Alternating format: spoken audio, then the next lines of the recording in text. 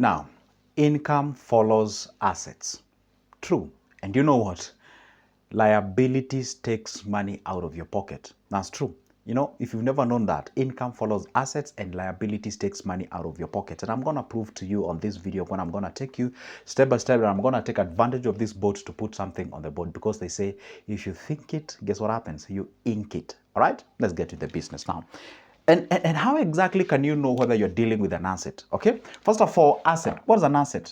First of all, what's an asset? An asset is anything that gets money into your pocket. Gets money into your pocket. Okay, into your pocket. And at the same time, asset can as well mean, does not mean necessarily that is literally taking money into your pocket, because you can have an asset that is not generating an income.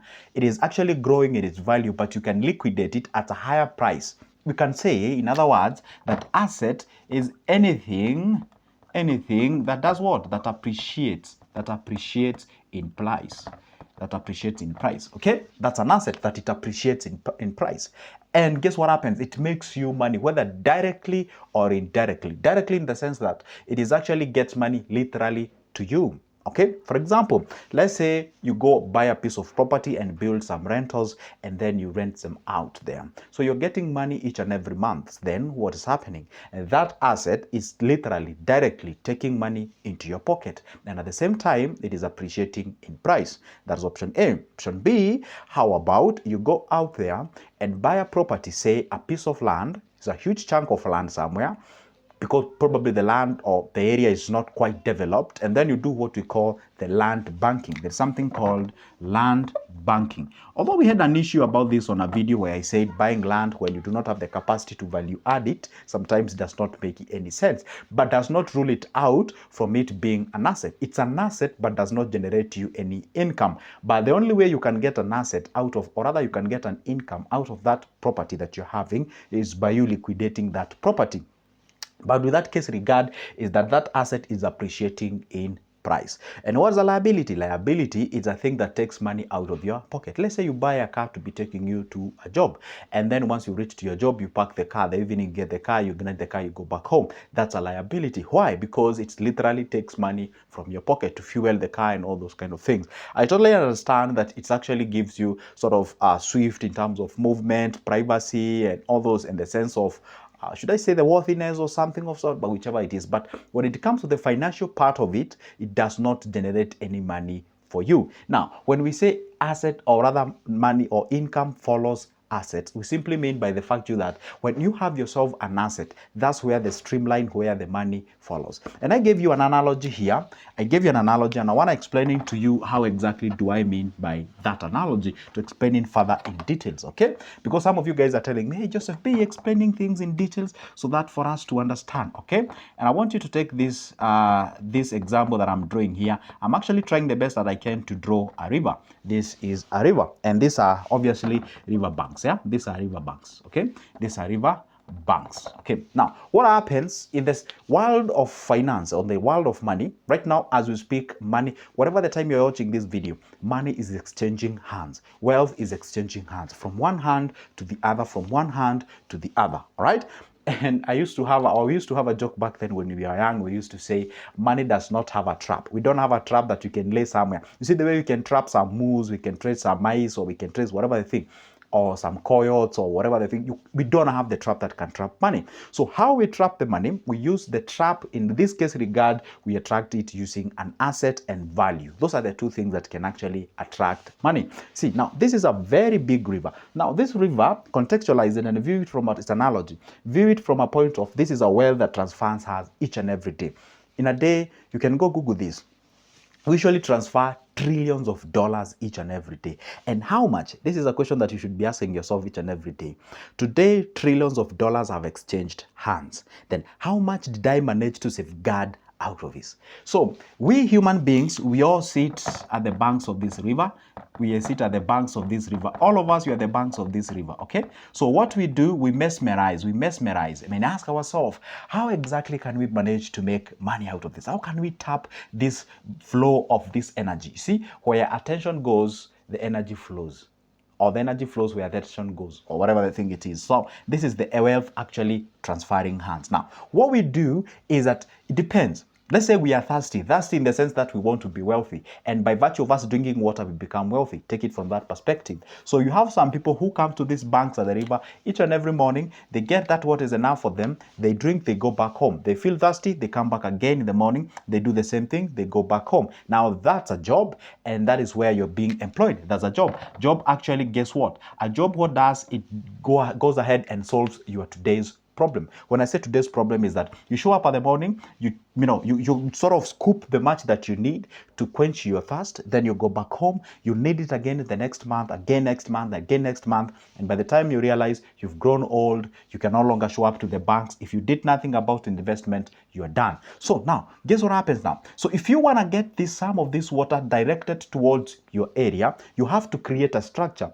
you have to create a system, you have to create a value that you can be able. You don't have to show up to this particular place. You can actually relax from wherever you are at your home, and you can be able to make a tributary out of this flow of this water. Let's say you make a tributary. Now this is, you say you are the smartest, you've invested, you've done all those things. Now some of the water is flowing towards you. Therefore, it means you don't have to show up to these banks of the river each and every day to drink. Now, this tributary here, in the sense, it's what we call, it's a structure that you have created. It's a structure. What kind of this structure can be? You can be a YouTuber, which pays you, or you can be actually having some rentals somewhere. This is a tributary. Or maybe probably you can actually develop an app like Mark Zuckerberg. The guy is just relaxing. The flow of the money, the tributary can actually be used, an app as that you've created. You can set up a hospital. You can set up some rental income. You can get into the logistic business. You can get into something like KFC. You can get into the something. You get what I'm saying? Now, that structure that you've created is what we call the asset, okay?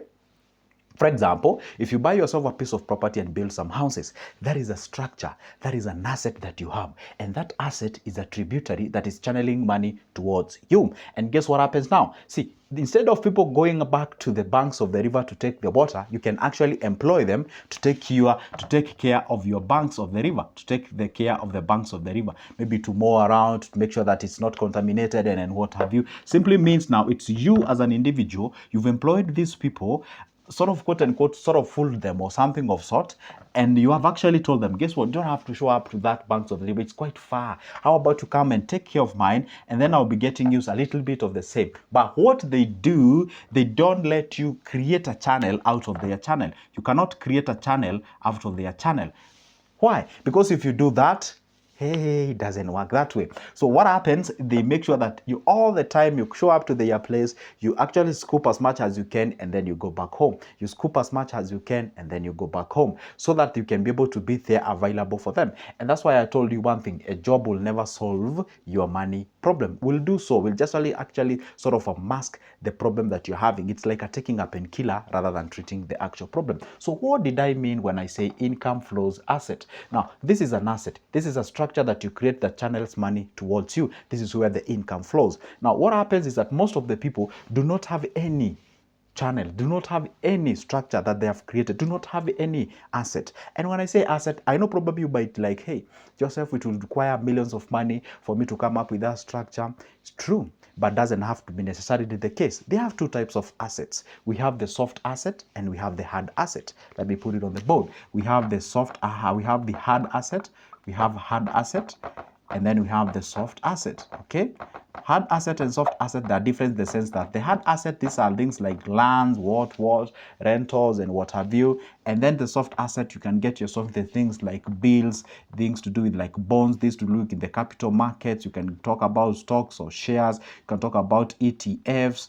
You can talk about things to do with like rates. All these are what? All these are actually called soft asset, meaning you don't need like a huge chunk of money when you're starting. You can be able to build the portfolio as the time goes. It's like telling you, you can actually make a channel slowly by slowly, and within a couple of years, by the time now you're becoming less active, you can actually rely on that specific channel to rely by yourself and be able to eat, drink, and do or your things. So I've used this analogy to explain to you that income flows or follows the asset. So if you do not have the asset, guess what happens now? You're gonna rely on people's asset for you to eat and drink and do your things. And that means that you have to rely on you being employed. And I'm not trying to bash the employment. I'm not bashing the jobs and what have you. For God's sake, we all start somewhere. There is no way you can graduate out of school where you have everything that you need on this world. We all need everyone for us to survive in this world. What I'm trying to drive home is that it is good to create something that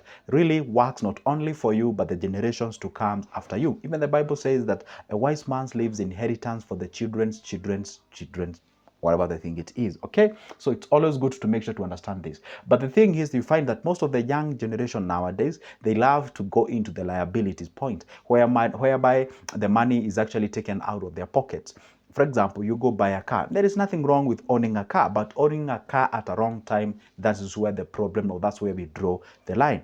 Own the car after now. See, now when you've actually made this actually a tributary or a channel that goes towards you and everything is flowing okay and is flowing good, you can be able to buy a car, you can be able to buy a yacht, you can be able to buy a great things, so that at least one day you can be able to rely on that specific thing when you are sure that, like, hey, guess what? Even if I have a recurrent expenditure of $1 million, 2 million, or 3 million, I'm able to finance that because the amount of money that is getting in towards me, then it can be able to service all those kind of things. This is a situation where we say you don't have to worry about the money, but you think about the money, because thinking about the money is different from worrying about the money. So now those are two different things that you should always remember. I hope I made a sense out of this video. And if you'd like me to sort of kind of make a part 2 of this and explain further in details, let me know in the comment section. But for now, that marks the end of my video. But don't forget to leave me a like. Don't forget to as well subscribe to this channel, because I upload a video each and every day if you'd like me to share these kind of things. And also don't forget, share this video out if you're in a position to, and don't forget to leave that like button unliked. Like the video, and see you in the next one. And if you'd like to get my services as far as these businesses are concerned, investments and what have you, down below there, there is a number of mine there. You can grab it on my email. You can shoot me an email or a text on my WhatsApp. We can talk the business. For now, so goodbye and see you in the next one.